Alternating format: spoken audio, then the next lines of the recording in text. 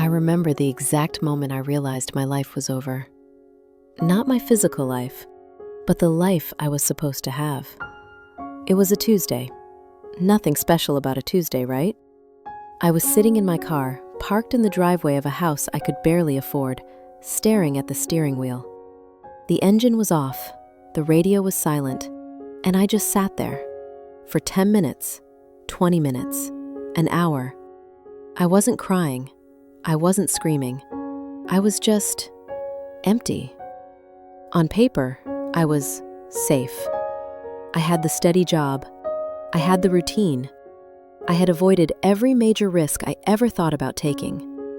I didn't start that business because the economy was bad. I didn't move to the city I loved because I didn't know anyone there. I didn't speak up in meetings because I didn't want to look stupid. I had built a fortress of safety around myself. But sitting in that car, I realized something terrifying. That fortress wasn't keeping the danger out. It was keeping me in. It was a prison cell that I had built, brick by brick, with my own fear. That Tuesday was the day I lost everything. Not because a tragedy struck, but because I realized I had spent the last 10 years of my life protecting a version of myself that didn't even exist anymore. I had lost my passion. I had lost my potential. And most importantly, I had lost time. Time that I can never get back.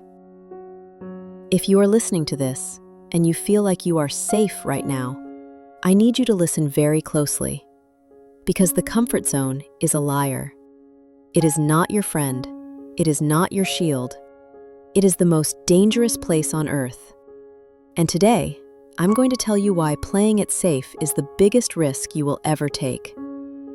Let's talk about this place we call the comfort zone. It sounds nice, doesn't it? Comfort, warmth, ease. But let's be honest, is it actually comfortable? Think about your current situation. Maybe you're in a job you hate, but you stay because it pays the bills. Is the anxiety of Sunday night comfortable? Is the dread of waking up on Monday morning comfortable? Maybe you're in a relationship that has no love left, but you stay because you're afraid of being alone. Is the silence at the dinner table comfortable? No, it's familiar. And there is a massive difference between what is comfortable and what is familiar. Here is the neuroscience behind it.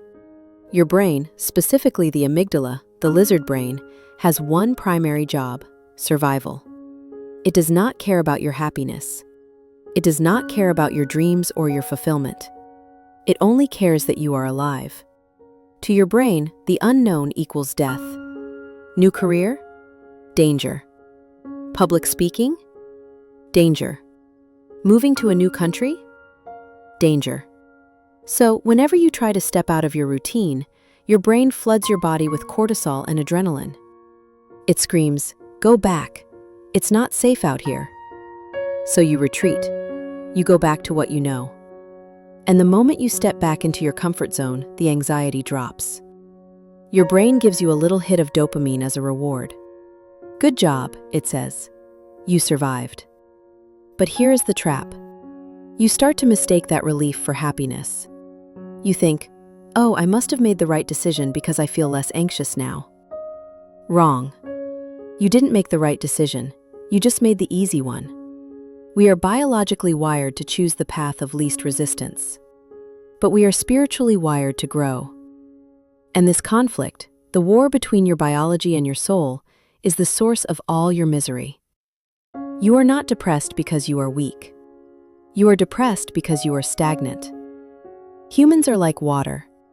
When water flows, it is fresh, it is powerful, it creates life. But when water sits still, it becomes stagnant. It becomes toxic. By staying in your comfort zone, you are slowly poisoning your own potential. I want to introduce you to a concept that changed my life. It's called the silent tax. In finance, we worry about taxes. We worry about losing 20 or 30% of our income to the government. But nobody talks about the tax you pay for inaction. Every day you stay in a job you've outgrown, you are paying a tax. The tax is the skills you aren't learning, the network you aren't building, the salary increase you aren't getting. Every day you delay getting in shape, you are paying a tax. The tax is your energy levels, your longevity, your confidence. The problem with the silent tax is that you don't get a bill for it at the end of the month. It doesn't show up on your credit card statement. It shows up in the mirror 5 years later. It shows up in the regret you feel when you see someone else living the life you wanted, and you know you were capable of that too. I paid this tax for a decade. I remember watching a friend of mine start a YouTube channel back in 2015. I laughed. I thought, that's risky. That's unstable. I have a real job. I stayed in my real job. I worked 9 to 5. I waited for my 3% raise every year. 5 years later, that friend was traveling the world, financially free, impacting millions of people, and I was still sitting in that same cubicle, staring at the same spreadsheet, waiting for the weekend. The cost of my safety wasn't zero. The cost was my freedom. You need to understand this. There is no such thing as a safe path. You think staying in your job is safe. What happens when the company restructures? You think avoiding difficult conversations is safe. What happens when the relationship explodes because of resentment? Risk is unavoidable. You can choose the risk of change, or you can choose the risk of regret. The risk of change is scary, yes. You might fail. You might look stupid. But the risk of regret? That is a slow death. It eats you from the inside out. Which risk would you rather take? Let's go back to that Tuesday in my car. Why was that the breaking point? Why not the Tuesday before? Or the year before? Because that morning, I had run into an old professor of mine.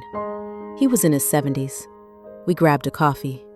He asked me, "So, what have you been up to for the last 10 years?" And I started talking. I listed my job title, my apartment, my car. He listened politely, and when I finished, he looked at me with this sad smile and said, "That sounds like a very sensible existence. But tell me, when was the last time you were surprised by yourself?" I froze. I couldn't answer. I hadn't been surprised by myself in a decade. I knew exactly what I was going to do every day. I knew exactly how my week would go. I was a script that had already been written. That question shattered me. When was the last time you were surprised by yourself? I realized I had become a spectator in my own life. I was sitting in the stands, watching the game, criticizing the players, but never stepping onto the field. Sitting in that car, I made a decision. A terrifying decision. I promised myself that I would do one thing, just one thing, that scared the hell out of me. Not next month, not when I'm ready, but immediately. I didn't quit my job that day. That's the movie version. Real life is messier. But I did something else. I signed up for a public speaking class. I was terrified of public speaking. I would physically shake. But I paid the money, non-refundable. And that tiny act, that was the crack in the dam. So, how do you get out? If you are stuck right now, listening to this, and your chest feels tight because you know I'm talking to you, how do you move? Motivation is garbage. Do not wait for motivation. Motivation is a feeling, and feelings are fickle. You need a system. Here is the 3-step framework I use to claw my way out of the comfort zone. Step 1. The do-it-scared methodology. We have this misconception that we need to be confident before we take action. I'll start the business when I'm confident. I'll talk to her when I'm confident. No, confidence is the result of action, not the prerequisite. You act first, confidence comes second. You have to be willing to do it scared. You have to be willing to do it while your hands are shaking and your voice is cracking. Accept the fear, invite it in. Say, "Okay, fear, you can come along, but you're not driving the car." Step 2, micro habits, the 1% rule.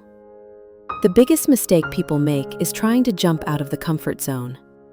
They try to change everything overnight. They go from waking up at 9 a.m. to waking up at 5 a.m. They go from 0 exercise to running a marathon, and they fail. Because the shock is too big for the brain. You need to expand your comfort zone, not leave it. You stretch it, inch by inch. If you want to write a book, don't write a chapter, write one paragraph. If you want to get fit, Don't go to the gym for an hour. Do 10 push-ups in your living room. You need to prove to your brain that you can survive the discomfort.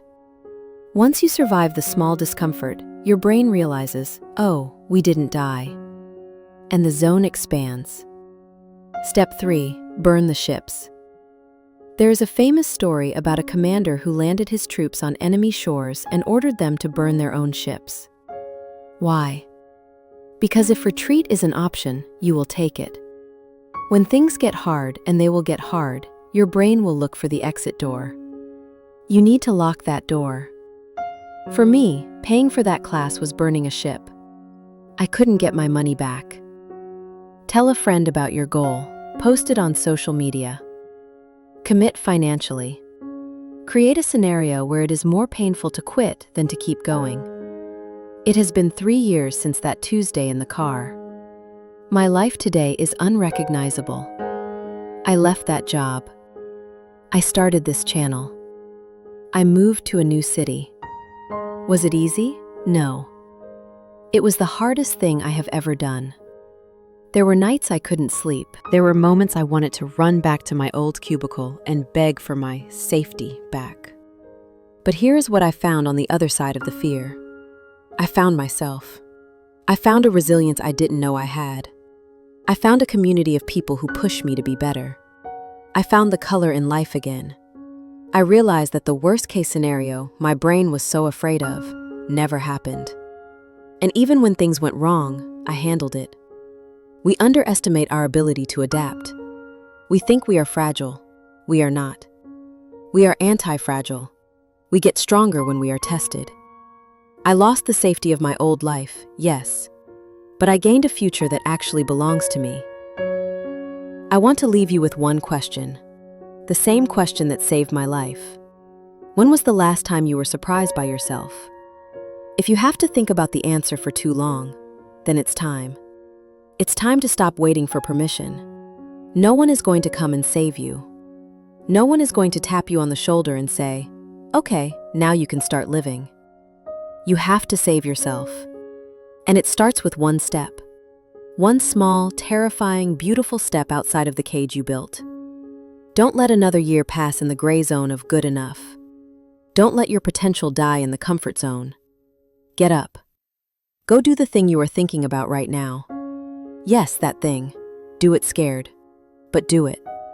Thank you for listening. If this message woke something up in you, don't just close this video and go back to scrolling. Do something with it. Write it down. Make the call. Start the project. I'll see you on the other side.